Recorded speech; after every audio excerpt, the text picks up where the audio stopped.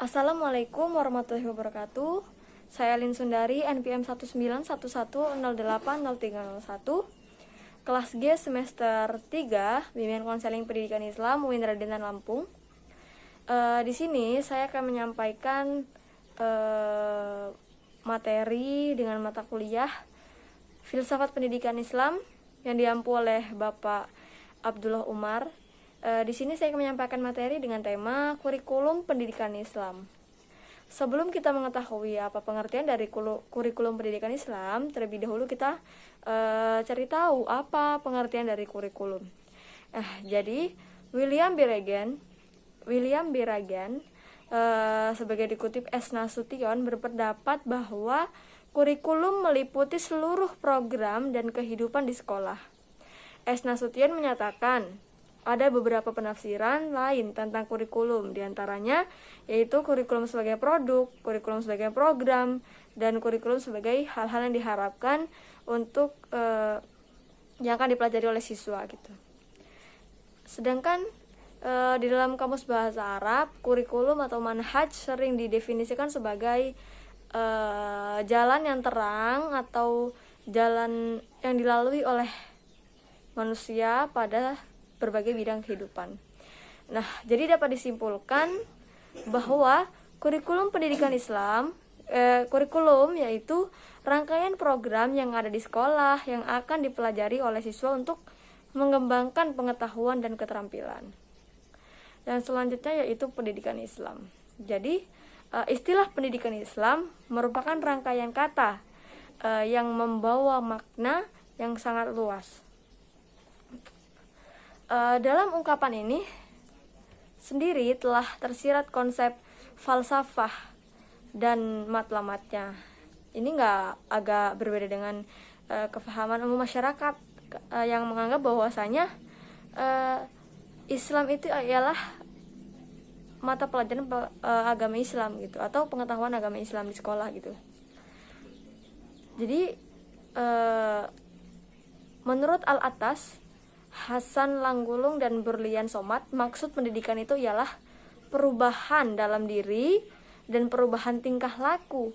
Apabila pendidikan Islam ia menjadi lebih khusus dan bermaksud pendidikan yang berteraskan syariat Islam yang berdasarkan Al-Quran dan Sunnah atau hadis, dan pembahasan dan perubahan yang dikehendaki adalah perubahan rohani, akhlak, dan tingkah laku menurut Islam. Nah, ini dia kurikulum pendidikan Islam. Kurikulum pendidikan Islam yaitu bahan-bahan pendidikan Islam berupa kegiatan, pengetahuan, dan pengalaman yang dengan sengaja dan sistematis diberikan kepada anak didik dalam rangka mencapai tujuan pendidikan Islam gitu. Yang kedua yaitu fungsi dan tujuan kurikulum pendidikan Islam. Yang pertama, fungsi kurikulum. Fungsi kurikulum ada beberapa. Yang pertama itu fungsi penyesuaian. Fungsi penyesuaian memiliki arti bahwa kurikulum merupakan suatu alat dalam pendidikan yang harus mengarahkan peserta didik supaya memiliki sifat yang baik, yaitu mampu menyesuaikan dirinya dengan lingkungan sekitar, baik lingkungan fisik maupun lingkungan sosial. Yang kedua itu fungsi integrasi. Kurikulum harus mampu berhasil mencetak peserta didik menjadi pribadi yang utuh. Peserta didik pada dasarnya merupakan anggota dan bagian dari masyarakat. Oleh karena itu, peserta didik harus memiliki kemampuan yang dibutuhkan dalam masyarakat. Yang selanjutnya itu fungsi diferensiasi. Jadi kurikulum harus mampu memberikan layanan terhadap keragaman setiap individu. Setiap peserta didik memiliki keberagaman karakteristik, baik dari fisik dan psikis yang harus dilayani dengan baik gitu. Yang keempat yaitu fungsi persiapan. Kurikulum harus mampu mempersiapkan peserta didik di lembaga terkait untuk melanjutkan ke jenjang pendidikan selanjutnya.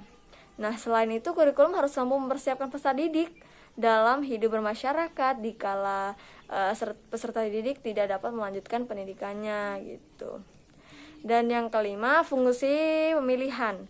Kurikulum harus mampu memberikan kesempatan kepada peserta didik untuk memilih program studi yang diminati dan sesuai dengan kemampuan yang ada di dalam dirinya gitu.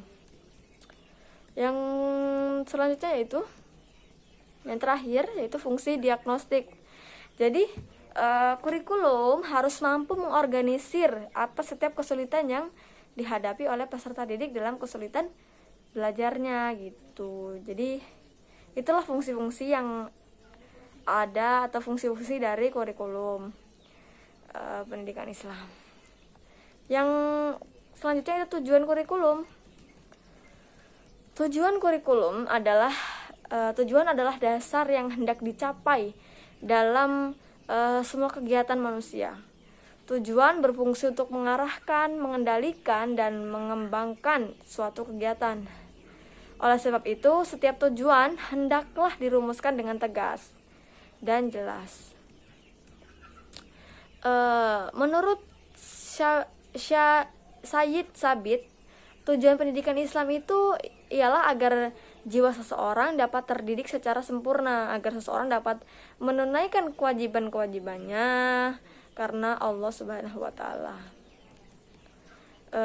Jadi oleh karena itu dapat disimpulkan bahwasanya tujuan pendidikan Islam itu tidak statis. Ia sering mengalami perubahan, mengikuti kepentingan dan perkembangan masyarakat di mana pendidikan itu dilaksanakan. Walaupun begitu, sebagai umat Islam, kita mestilah berpegang teguh dan terus merujuk kepada Al-Quran dan Sunnah dalam melaksanakan tujuan pendidikan. Tuh. Yang selanjutnya yaitu asas-asas kurikulum pendidikan Islam. Menurut Al-Tomi Al-Syabani mengemukakan bahwa asas-asas umum yang menjadi landasan membentuk kurikulum dalam pendidikan Islam yaitu ada asas yang pertama, asas agama. Seluruh sistem yang ada di dalam masyarakat Islam, termasuk sistem pendidikan, harus meletakkan dasar falsafah, tujuan, dan kurikulumnya pada ajaran Islam meliputi akidah, ibadah, muamalat, dan hubungan-hubungan yang berlaku dalam masyarakat. Yang kedua yaitu asas falsafah. Dasar ini memberikan arah dan kompas tujuan pendidikan Islam dengan dasar filosofis sehingga suasana kurikulum pendidikan Islam mengandung suatu kebenaran terutama dari sisi nilai-nilai sebagai pandangan hidup yang dia yakini kebenarannya. Yang selanjutnya itu asas psikologis. Asas ini memberikan arti bahwa kurikulum pendidikan Islam hendaknya disusun dengan mempertimbangkan tahapan-tahapan pertumbuhan dan perkembangan yang dilalui anak atau peserta didik itu. Kurikulum pendidikan Islam harus dirancang sejalan dengan ciri-ciri perkembangan anak didik terhadap atau tahap kematangan bakat, jasmani, intelektual, bahasa, emosi, dan sosial serta yang lainnya gitu. Yang mencakup aspek-aspek psikologis. Yang keempat atau yang terakhir yaitu asas sosial. Nah, pembentukan kurikulum pendidikan Islam harus mengacu ke arah relasi individu dalam masyarakat. Pola yang demikian ini berarti bahwa semua kecenderungan dan perubahan yang telah atau yang akan terjadi dalam perkembangan masyarakat, manusia sebagai makhluk sosial harus mendapat tempat dalam kurikulum pendidikan Islam gitu. Hal ini dimaksudkan agar output yang dihasilkan pendidikan Islam adalah manusia yang mampu mengambil peran dalam masyarakat, kebudayaan dalam konteks kehidupan zamannya. Selanjutnya yaitu ciri-ciri kurikulum pendidikan Islam. Menurut Al-Syabani ada beberapa ciri khusus kurikulum dalam perspektif pendidikan Islam, yaitu yang pertama, kurikulum Islam itu mengedepankan dan mengutamakan agama dan akhlak dalam berbagai tujuannya, yaitu materinya itu yang mencakup atau mencerminkan nilai-nilai keislaman yang bersumber pada Al-Quran dan Sunnah. Yang kedua, kandungan dan cakupan kurikulum pendidikan Islam itu bersifat menyeluruh bersifat menyeluruh yang mencerminkan semangat pemikiran dan ajaran Islam yang bersifat universal gitu, dan menjangkau semua aspek kehidupan baik intelektual, psikologis, sosial maupun spiritual. Yang selanjutnya yaitu kurikulum pendidikan Islam mempunyai keseimbangan yang relatif di dalam muatan keilmuannya, baik ilmu syariat, ilmu akal, bahasa, serta seni gitu.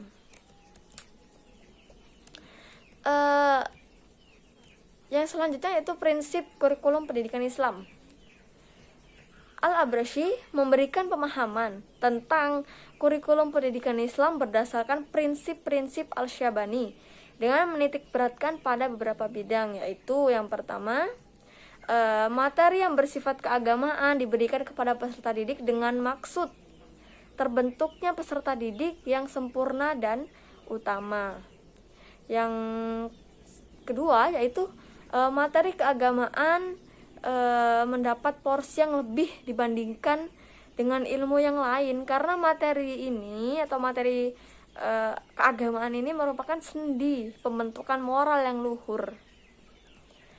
Yang ketiga yaitu selain memberikan materi-materi yang bersifat keagamaan, kurikulum pendidikan Islam juga menaruh perhatian pada terhadap materi yang bersifat keduniaan dengan tujuan memberikan pengalaman untuk bergaul dengan sesama manusia. Yang selanjutnya, ilmu pengetahuan yang dipelajari dalam Islam memperhatikan prinsip ilmu untuk ilmu, yang karenanya mempelajari pengetahuan dalam pandangan para pemikir Islam merupakan satu kenikmatan. Yang kelima, pendidikan kejuruan, teknik, dan perindustrian diperhatikan dalam pendidikan Islam karena itu sebagai alat pencari penghidupan gitu. Yang terakhir yaitu satu materi adalah alat dan pembuka untuk mempelajari ilmu-ilmunya. Selanjutnya yaitu komponen kurikulum pendidikan Islam.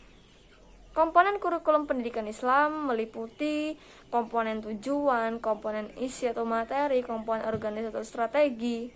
Nah, yang pertama yaitu komponen tujuan.